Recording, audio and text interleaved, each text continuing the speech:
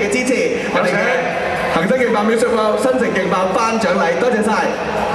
現場咧，朋友，大家有冇幻想過，如果我哋個世界冇咗音樂嘅話，我哋嘅生活會變成點樣咧？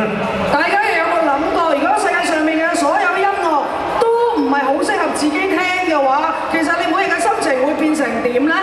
新城資訊台同埋新城數碼音樂台有一個好重要嘅使命，就係每一日為大家嘅生活帶嚟精彩嘅好歌，為你嘅生命譜上愉快嘅樂章。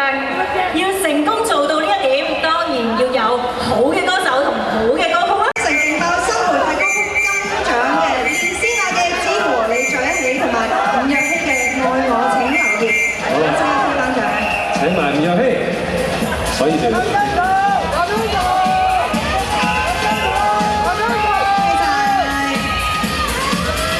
阿文妹頭你企阿 Sugar 啊嗰啲側邊就啱晒。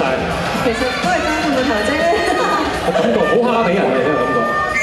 喂，好咯喎，做節目先就好喎。阿 K 話好好聽，佢成日都唱。係啊，因為其實咧阿 Mac 咧林欣彤嗰首《光源》咧都好犀利㗎嚇。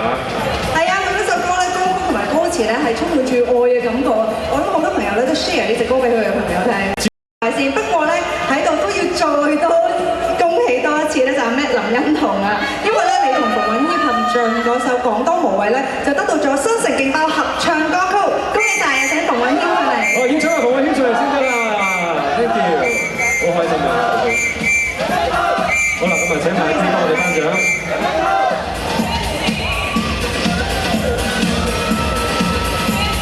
好，喺呢度要同時再一次恭喜另外一位。